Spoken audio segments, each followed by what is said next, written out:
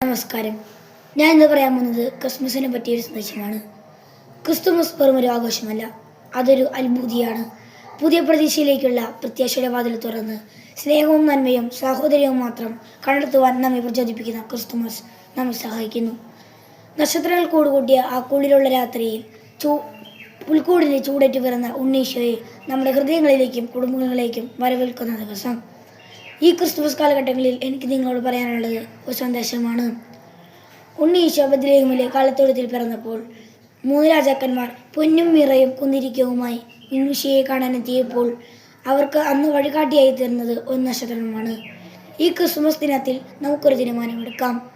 മറ്റുള്ളവർക്ക് നന്മയിലേക്കുള്ള വഴികാട്ടിയായി ഒരു നക്ഷത്രമായി ഞാനും മാറുമെന്ന്. കരോൾ ഗാനങ്ങളും ആഘോഷങ്ങളും സാന്റാക്ലോസിനുമൊക്കെ അപ്പുറം ക്രിസ്തുമസ് നമ്മെ പഠിപ്പിക്കുന്ന ഒട്ടേറെ നിരവധി പാഠങ്ങൾ ഇനിയും ഉണ്ട്. ഈ ദിവസങ്ങളിൽ അവയൊക്കെ കണ്ടെത്തുവാൻ നമുക്ക് പരിശ്രമിക്കാം.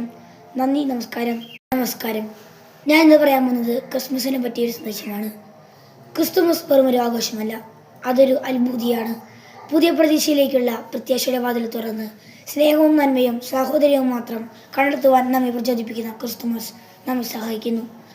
നക്ഷത്രങ്ങൾ കൂടുകൂട്ടിയ ആ കുളിരുള്ള രാത്രിയിൽ പുൽക്കൂടിന് ചൂടേറ്റ് പിറന്ന ഉണ്ണീശോയെ നമ്മുടെ ഹൃദയങ്ങളിലേക്കും കുടുംബങ്ങളിലേക്കും വരവേൽക്കുന്ന ദിവസം. ഈ ക്രിസ്തുമസ് കാലഘട്ടങ്ങളിൽ എനിക്ക് നിങ്ങളോട് പറയാനുള്ളത് ഒരു സന്ദേശമാണ്. ഉണ്ണീശോ ബത്ലഹേമിലെ കാലിത്തൊഴുത്തിൽ പിറന്നപ്പോൾ 3 രാജാക്കന്മാർ പൊന്നും മിറയും കുന്തിരിക്കവുമായി ഉണ്ണീശോയെ കാണാനെത്തിയപ്പോൾ അവർക്ക് അന്ന് വഴികാട്ടിയായി തീർന്നത് ഒരു നക്ഷത്രമാണ്. ഈ ക്രിസ്മസ് ദിനത്തിൽ നമുക്കൊരു തീരുമാനമെടുക്കാം. മറ്റുള്ളവർക്ക് നന്മയിലേക്കുള്ള വഴികാട്ടിയായി ഒരു നക്ഷത്രമായി ഞാനും മാറുമെന്ന്. കരോൾ ഗാനങ്ങളും ആഘോഷങ്ങളും സാന്റാക്ലോസിനുമൊക്കെ അപ്പുറം ക്രിസ്തുമസ് നമ്മെ പഠിപ്പിക്കുന്ന ഒട്ടേറെ നിരവധി പാഠങ്ങൾ ഇനിയും ഉണ്ട്. ഈ ദിവസങ്ങളിൽ അവയൊക്കെ കണ്ടെത്തുവാൻ നമുക്ക് പരിശ്രമിക്കാം. നന്ദി. നമസ്കാരം.